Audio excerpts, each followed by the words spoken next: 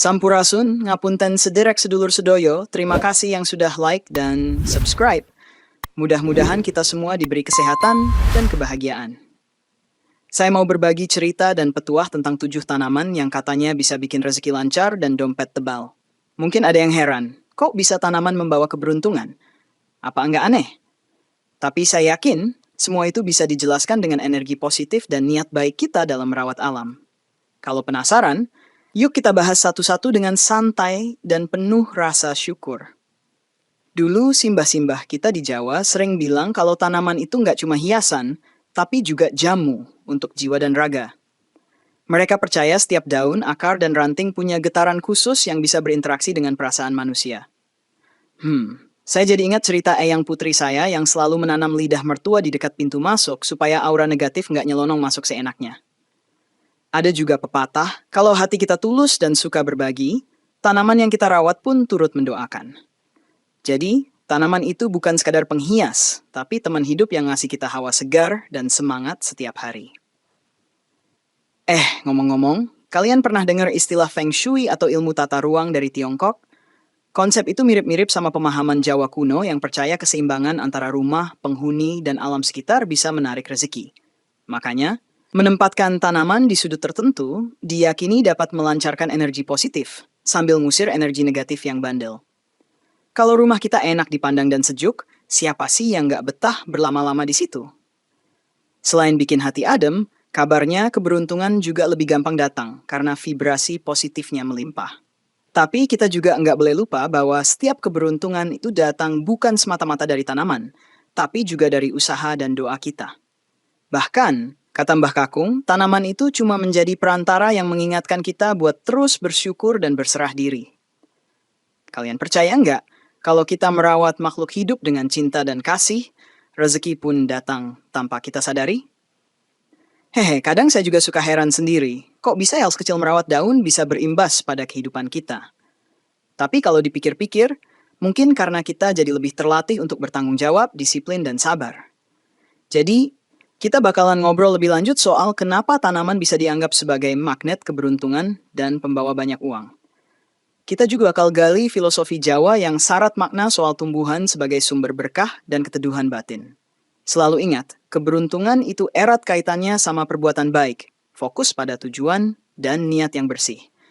Tanaman hanyalah salah satu sarana, kalau kita pelihara dengan hati tulus, insya Allah segala urusan akan lebih lancar.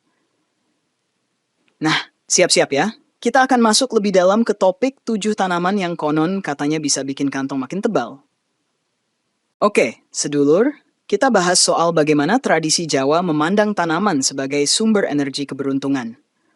Sebagai orang Jawa, saya sering dengar ungkapan bahwa setiap makhluk punya roh, termasuk tanaman yang katanya bisa ngemong pemiliknya. Kalau kita rawat dengan sepenuh hati, tanaman akan menyalurkan vibrasi positif yang bisa menenteramkan pikiran. Sikap tepas selera atau tenggang rasa, konon akan membuat rezeki kita lancar karena kita juga menyayangi alam. Kok rasanya gimana gitu?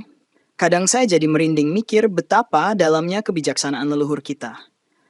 Dulu, ada cerita dari eyang-eyang kita yang suka menanam padi di sawah sambil berdoa biar hasilnya melimpah.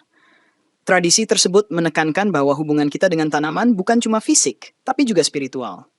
Ketika kita menanam sesuatu dengan harapan baik, alam akan merespons dengan kebaikan pula. Katanya begitu. Aduh, saya jadi ingat waktu kecil suka bantu nenek nanam kangkung di pinggir rumah, terus besoknya tumbuh subur banget. Mungkin rahasianya ya di situ.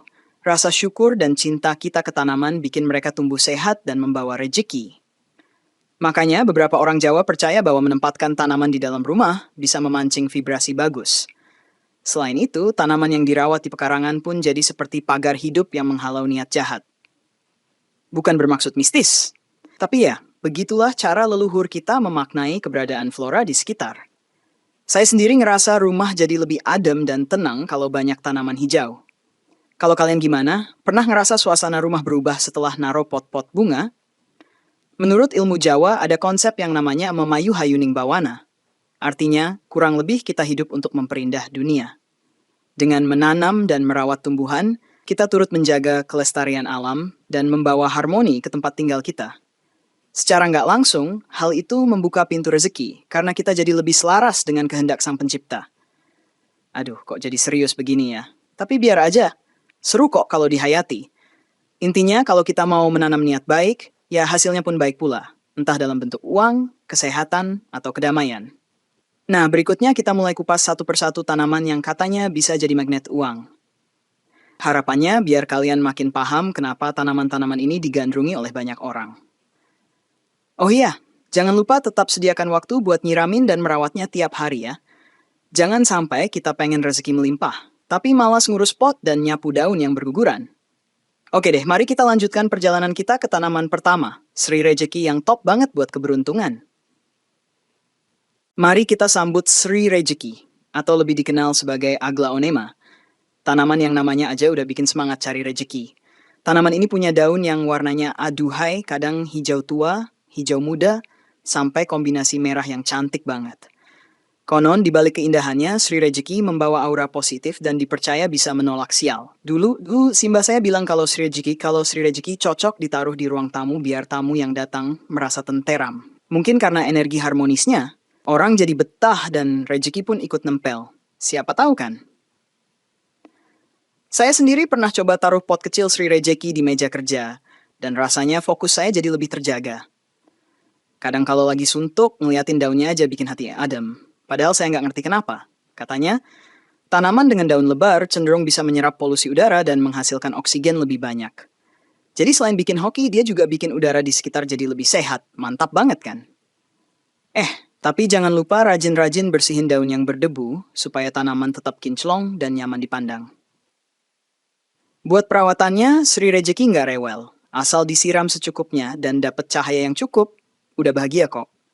Tapi jangan terlalu sering kena matahari langsung, karena bisa bikin daunnya gosong. Kasihan nanti malah layu. Letakkan di tempat yang terang, tapi nggak kena sengatan panas berlebihan. Misalnya di dekat jendela yang kena sinar matahari pagi.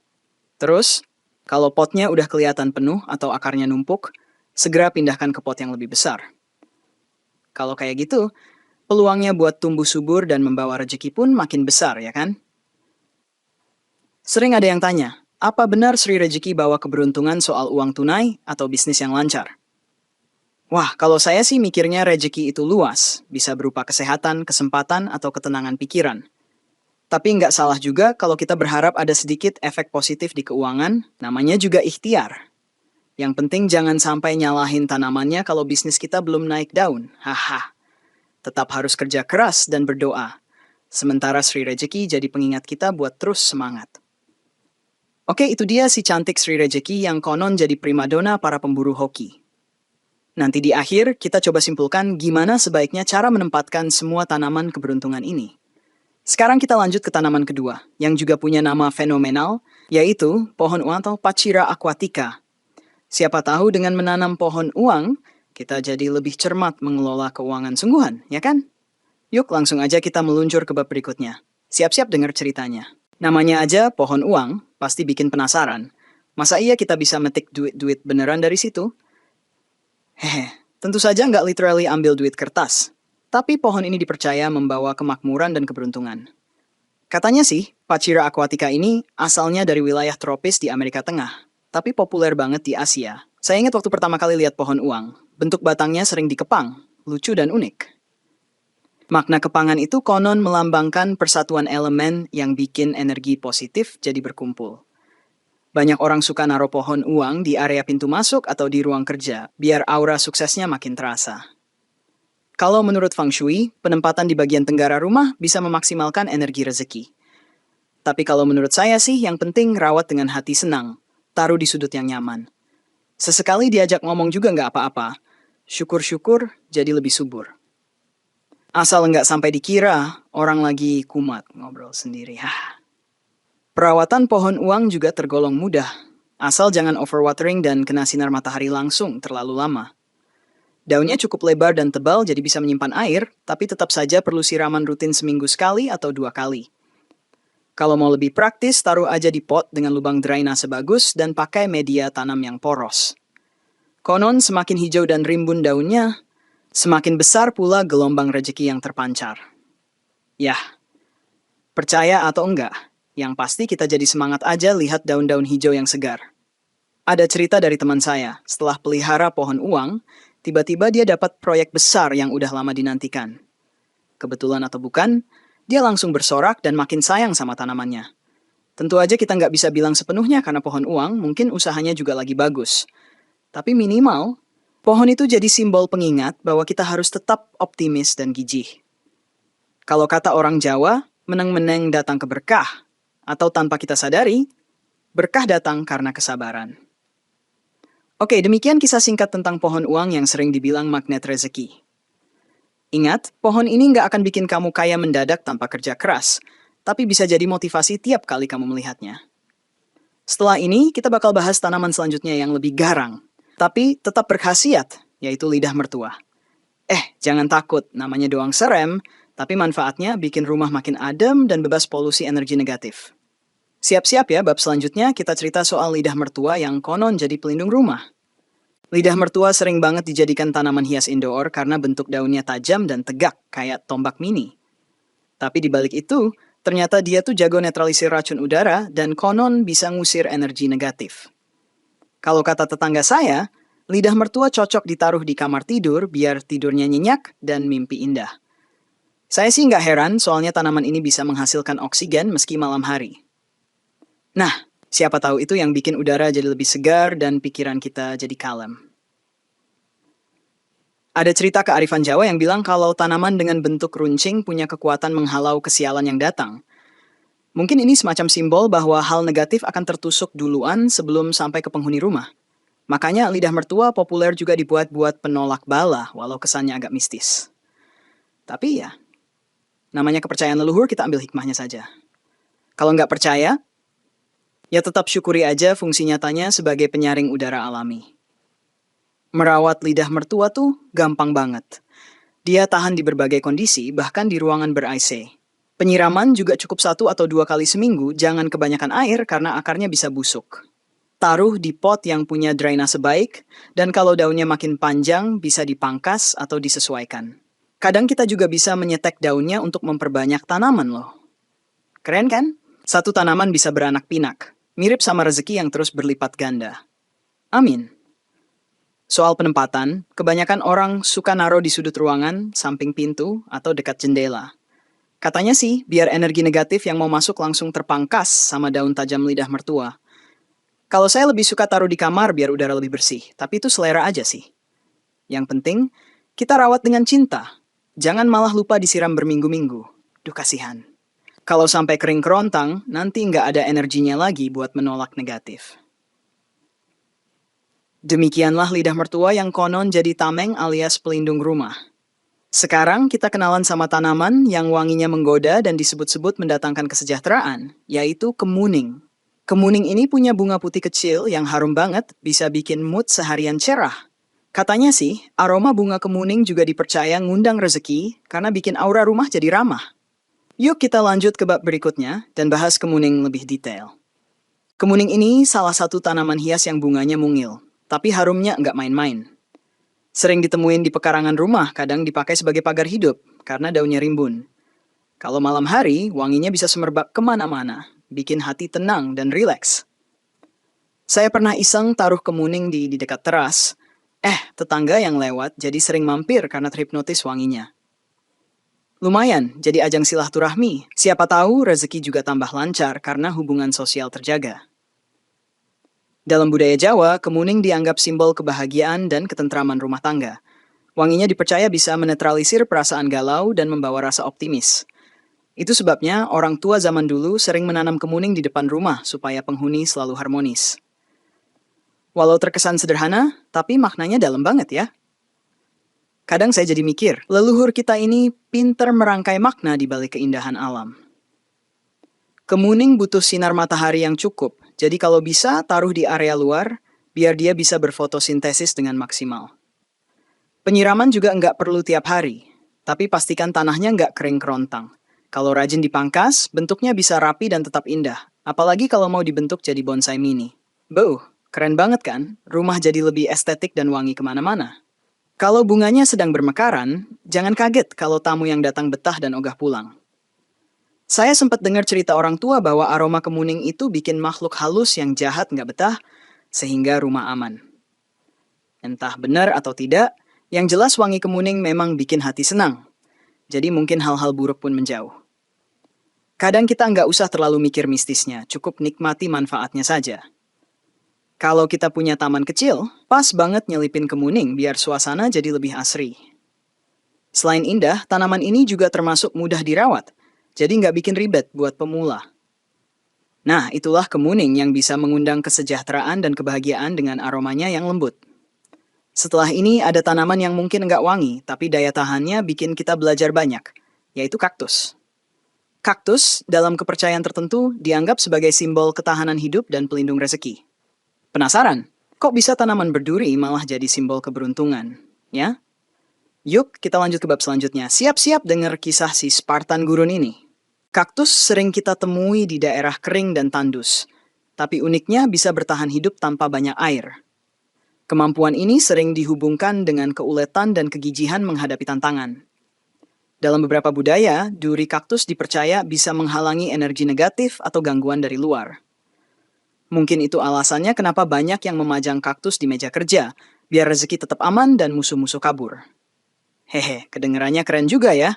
Kaktus jadi bodyguard personal kita. Dari segi estetika, kaktus sekarang ini banyak jenis dan bentuknya. Ada yang bulat, panjang, atau kecil imut. Kalau dirawat di pot lucu, bisa jadi dekorasi yang bikin meja makin cantik. Satu hal penting, jangan sampai kita lupa kalau kaktus masih butuh air, meski nggak sering. Siramlah secukupnya, mungkin seminggu atau 2 minggu sekali tergantung jenis kaktusnya. Jangan kebablasan, nanti malah akarnya busuk. Kaktusnya mati, sayang kan? Katanya menaruh kaktus di ruangan juga membantu menyerap radiasi alat elektronik. Tapi entah betul atau mitos. Yang jelas, melihat kaktus bisa bikin kita tak belajar soal ketahanan dan kesederhanaan. Nggak perlu banyak gaya, tapi tetap bisa tumbuh dan mekar bunganya di waktu tertentu. Mantap! Kalau durinya bikin kita waspada, mungkin itu perlambang agar kita selalu hati-hati dalam mengelola keuangan. Iya dong, biar rezeki nggak bocor begitu aja. Seram kan kalau uang kita habis gara-gara sembarangan. Secara feng shui, ada yang bilang kaktus sebaiknya nggak ditaruh di kamar tidur karena durinya bisa memicu energi konflik. Tapi kalau kalian ngerasa baik-baik aja, ya nggak masalah kan, yang penting kita nyaman. Saya sendiri lebih suka naruh kaktus di dekat jendela ruang tamu, supaya dapat sinar matahari dan ventilasi udara. Oh iya, ukuran kaktus juga beragam, jadi pilih yang pas sama luas ruangan kalian. Kalau kebesaran, bisa-bisa bikin sesak dan takut kesenggol durinya. Aduh, sakit loh. Oke, itu tadi cerita singkat soal kaktus dan maknanya buat keberuntungan. Semoga menambah wawasan. Sekarang kita lanjut ke tanaman yang cantik dan harum lagi, yaitu melati. Melati dikenal sebagai lambang kesucian dan sering dipakai di berbagai upacara adat di Jawa. Penasaran kenapa melati juga dikaitkan dengan pintu rezeki? Ayo, kita lanjut ke bab selanjutnya dan kupas tuntas si bunga putih yang anggun ini. Melati, bunga putih mungil dengan aroma lembut yang sering kita jumpai di rangkaian bunga pengantin atau acara adat. Kenapa melati selalu ada di momen sakral? Ya, karena melambangkan kemurnian hati dan niat yang tulus. Konon, kalau hati kita bersih, rezeki juga akan lebih mudah datang dan meresap ke dalam kehidupan kita. Orang Jawa percaya menanam melati di halaman rumah bisa membuat aura hunian jadi lebih sejuk dan menenangkan. Saya kebayang nih, bangun pagi terus hirup wangi melati, rasanya pasti adem banget. Dari sisi perawatan, melati butuh cahaya matahari yang cukup biar bunganya rajin mekar. Penyiraman rutin juga penting, tapi jangan lupa beri pupuk supaya pertumbuhannya maksimal. Kalau bunganya udah layu, segera pangkas agar tumbuh bunga baru yang lebih segar.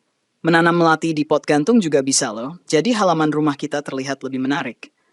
Pokoknya, pilih jenis melati apa aja yang disuka. Yang penting rawat dengan rajin. Soal energi positif, konon wangi melati bisa membawa kedamaian dan mengundang berkah.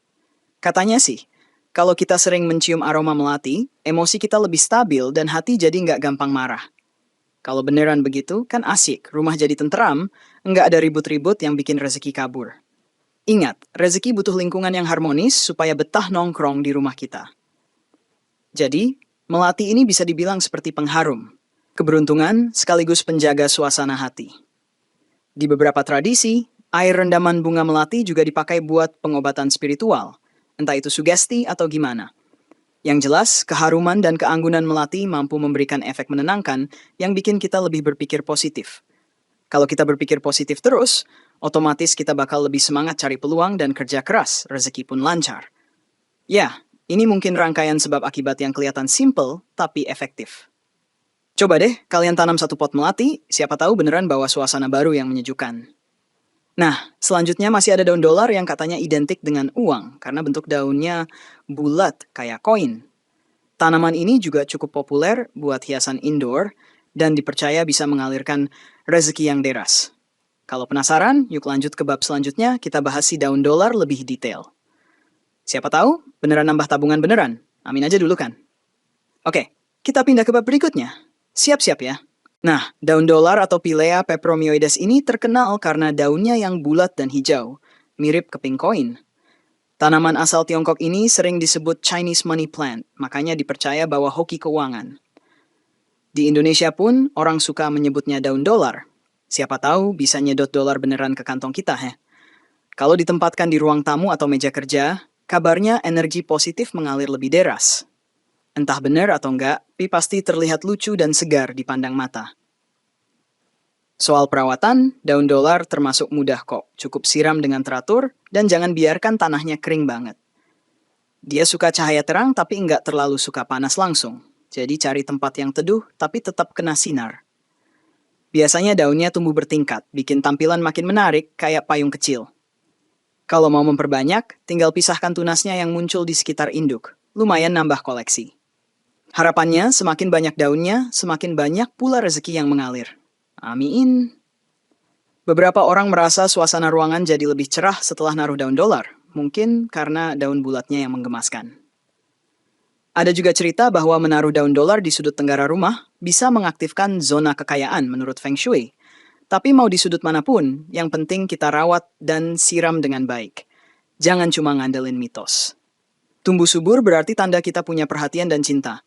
Hal baik begini biasanya nular ke aspek lain kehidupan. Seperti kata pepatah, energi positif itu menular. Jadi, jangan ragu untuk menyebarkannya. Jangan lupa juga, daun dolar ini rentan layu kalau overwatering. Jadi, cek dulu kelembapan tanah sebelum nyiram. Saya pernah kebablasan, kirain makin banyak air makin subur. Daunnya malah menguning. Sedih banget. Untung bisa diselamatkan dengan cara ganti media tanam dan kurangi intensitas penyiraman. Sekarang daunnya udah hijau lagi, terlihat seperti keping koin segar, bikin dompet ikut sumringah. Ya minimal sumringah di hati lah. Kalau dompet beneran nambah, itu bonus. Oke, kita udah bahas daun dolar, berarti 7 tanaman keberuntungan hampir lengkap semua. Sekarang kita akan masuk ke pembahasan soal tata letak dan gimana cara mengombinasikan tanaman-tanaman ini. Katanya, penempatan yang pas bisa bikin efek keberuntungan makin maksimal. Bener nggak ya?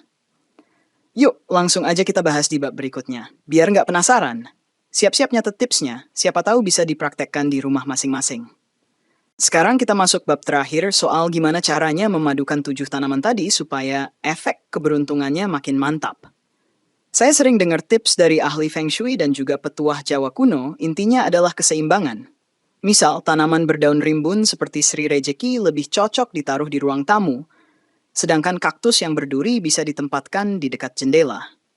Kombinasi warna hijau daun, bunga putih, dan sedikit sentuhan merah dari aglaonema bikin suasana rumah jadi adem, tapi tetap berenergi. Yang jelas, jangan sampai rumah jadi kayak hutan berantakan, atur penempatan pot dengan rapi biar estetik. Katanya, tanaman yang diyakini bawa rezeki sebaiknya diletakkan di area yang sering kita lewati, supaya energinya terus berinteraksi dengan kita. Kalau punya ruang sempit, pilih beberapa tanaman kecil seperti daun dolar atau kaktus mini yang ditata di rak gantung. Jangan lupa, perhatikan cahaya matahari, karena enggak semua tanaman tahan di tempat gelap. Kalau posisinya tepat, tanaman akan tumbuh subur dan energi positifnya makin kuat, kata orang pintar sih begitu. Tapi kita juga harus jeli, karena kebanyakan tanaman di satu ruangan bisa bikin sumpek kalau enggak diatur sirkulasi udaranya. Selain penempatan, kombinasi antar tanaman juga penting. Misalnya meletakkan melati dekat kemuning bisa bikin aroma wangi dobel. Kalau lagi pengen tampilan simple, lidah mertua dan kaktus bisa saling melengkapi. Sama-sama enggak rewel perawatannya. Sri rejeki dan daun dolar kalau dipadukan, daunnya bikin suasana ruangan jadi hijau menyegarkan. Pohon uang bisa jadi pusat perhatian di sudut ruangan yang agak luas, biar batang kepangnya terlihat jelas. Pokoknya, pilih kombinasi yang cocok sama selera dan kebutuhan cahaya tiap tanaman, biar mereka enggak rebutan energi. Beberapa orang suka juga nambah elemen air, kayak kolam kecil atau air mancur mini dekat tanaman. Menurut kepercayaan, air mengalir itu lambang rejeki yang terus berputar, jadi makin lengkap deh unsur alam di rumah. Tapi hati-hati, pastikan airnya bersih dan enggak jadi sarang nyamuk, malah repotkan kalau kena penyakit. Sebaiknya kita selalu cek kebersihan dan kesehatan tanaman secara berkala, cabut gulma atau daun kering. Dengan begitu, tanaman akan tetap prima, dan energi rezeki pun tetap positif, semoga ya. Nah, selesai sudah bahasan tentang tata letak dan kombinasi tanaman, semoga bermanfaat buat kalian yang pengen rumahnya makin hoki. Ingat lagi, tanaman ini bukan jimat sakti, tapi sarana buat mengingatkan kita agar selalu bersyukur dan berusaha. Kalau kita rajin merawat, itu berarti kita juga melatih diri untuk bertanggung jawab dan konsisten, yang ujungnya pasti berdampak bagus. Terakhir, mari kita tutup dengan pesan penting. Jangan lupa tetap semangat kerja, bersyukur, dan berdoa, karena itulah kunci rezeki sebenarnya. Terima kasih banyak sudah mengikuti petuah ala Ibu Jawa ini. Semoga kita semua sehat, bahagia, dan berkecukupan. Amin.